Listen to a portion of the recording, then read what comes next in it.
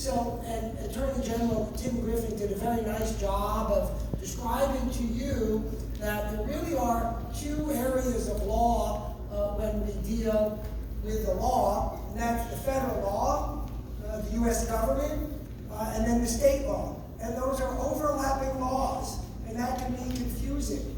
Well, hopefully I won't make things more confusing, but I want to talk about some related ideas.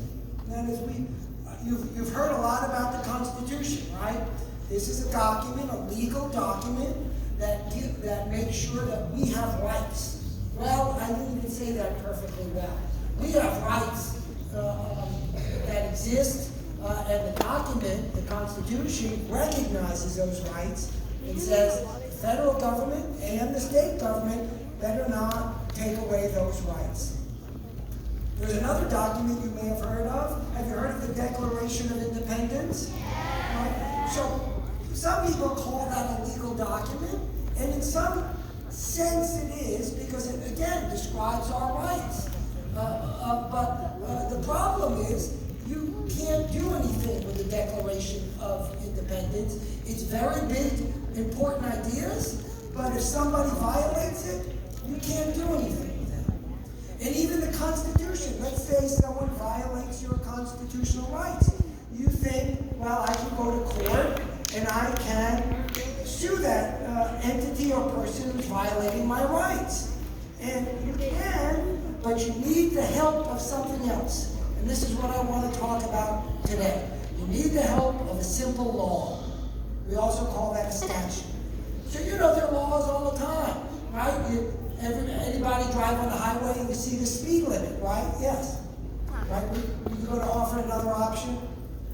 Okay.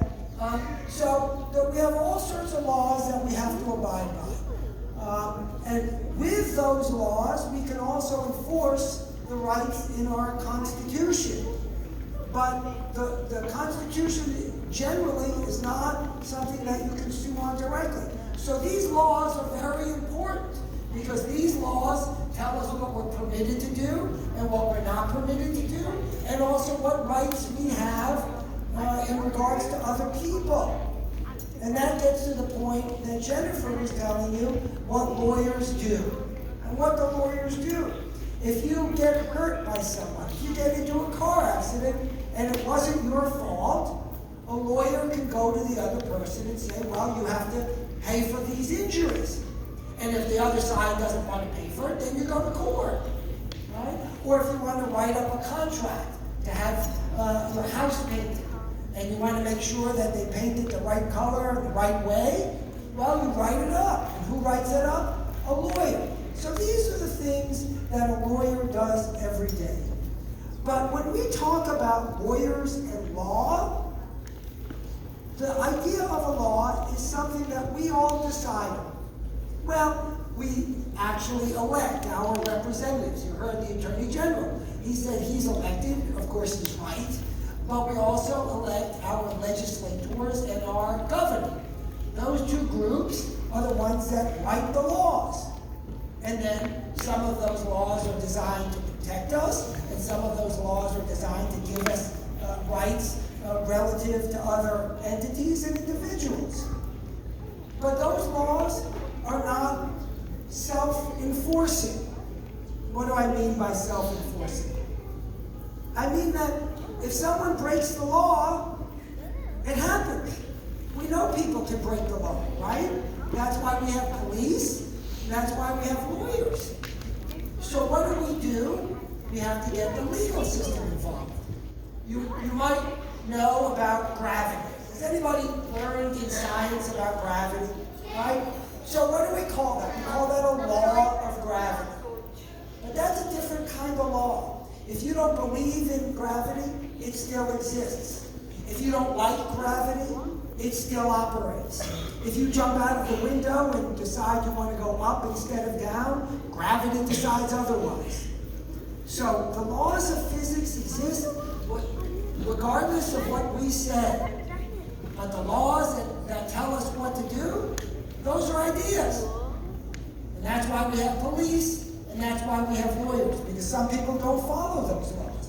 And when they don't follow those laws, we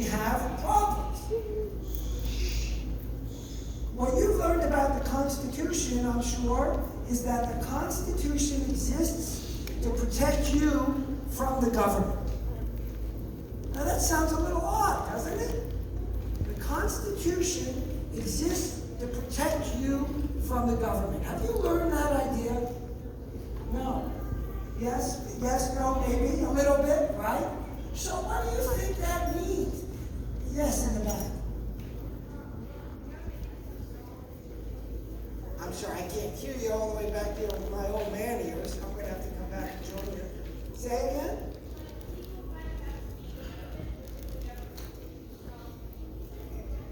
Well, that's a brilliant answer. You should come to my law class.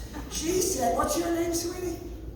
Lauren said, the people have to keep an eye on the government so that the government doesn't get too powerful, much like the government in England was when we left England, or when we rebelled against England, right? Our revolution was a rebellion.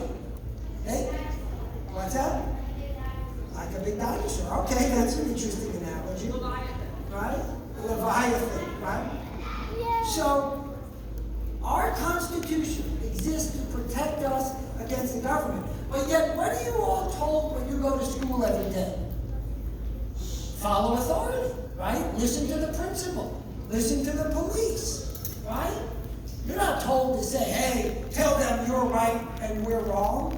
Or I think I said it backwards. You're right, they're wrong.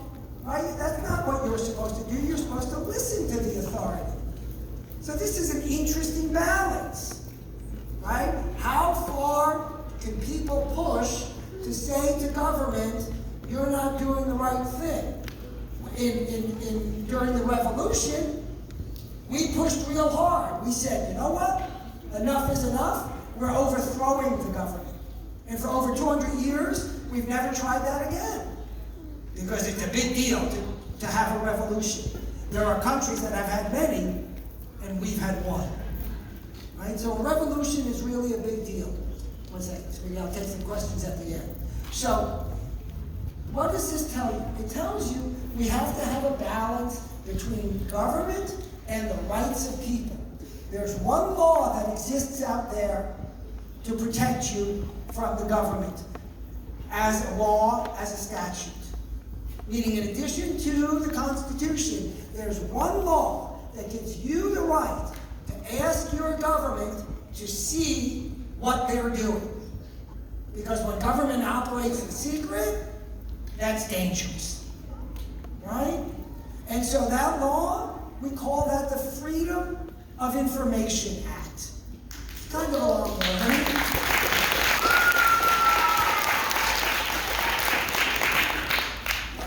I'll take some questions at the end. So let me just finish up this idea. So what does that law do?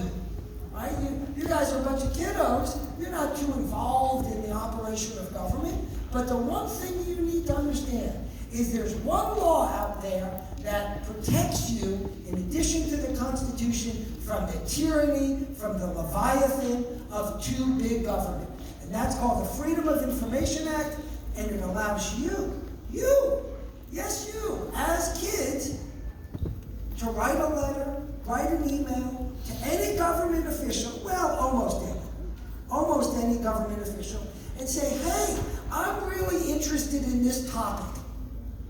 Maybe you like the police. How many police cars are there? Well, write a letter to them and ask them. They'll have to give you the document that shows it. Maybe you're interested in schools, and you say, how much does the principal get paid? So you write a letter and say, please show me the paper that shows how much the principal gets paid. So here's my assignment for each of you. When you go home, you say to your parents, I want to make a Freedom of Information Act request. I want to ask the government a question. You think of the question. Don't ask me. Think of a question that you want to ask the government. And you tell them, you ask your parents to help you find out who's in charge of that department, and you write them an email or a letter and say, can you show me the records, the documents, the papers that answer this question? That's your assignment. All right, folks? So So I saw a bunch of hands. Are there still any hands up? We have one. Oh, we have a bunch. Okay, what's your question or comment?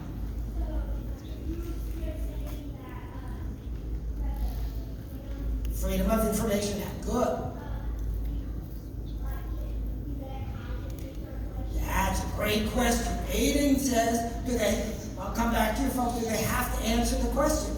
If they have a document, they have to turn it over. But that's a great question. A lot of times it's very hard to get that document because government likes to keep things to themselves. It's a problem.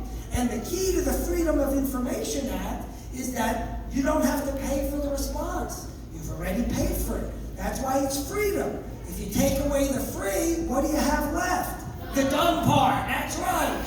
That's exactly right. Okay, there's a question here.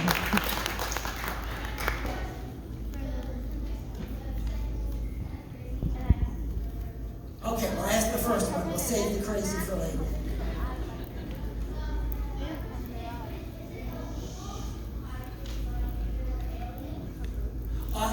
That's a very good question. President Biden has released, no, I think it was President Trump, released some records of whether or not there were aliens, but not all the records have been released.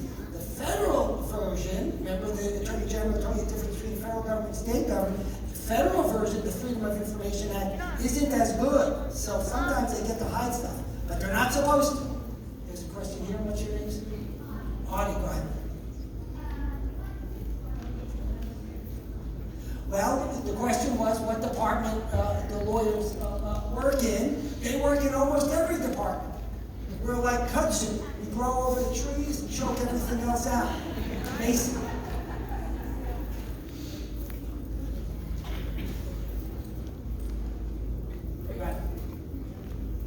So the question is, under the Freedom of Information Act, if you ask for a document and they don't give you the document, can they get in trouble? They can actually be penalized criminally. It's never happened, but they can be penalized criminally. Also, they can be forced, the government can be forced to pay your attorney if you win. What's your first name? Zoe, go ahead.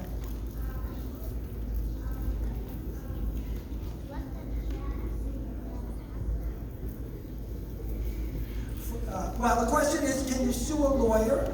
You don't generally sue a lawyer. You can sue a lawyer in what's called malpractice if they do a really bad job. But usually the lawyers are the ones doing the suing. Let's go back here. I'll come back to you.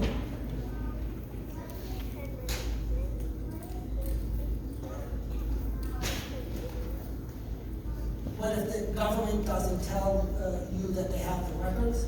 Is that the question? Right, so this relates to a previous question. What happens if the government lies?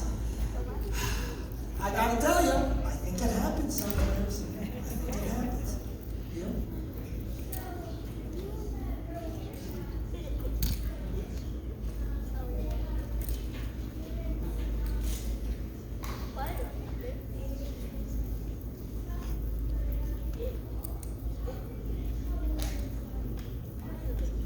Well, so we were talking about the question of whether the federal government has records on aliens and that they've agreed to turn over some records but not all the records. Under the federal system, that's probably permissible. So would they get in trouble? Probably not.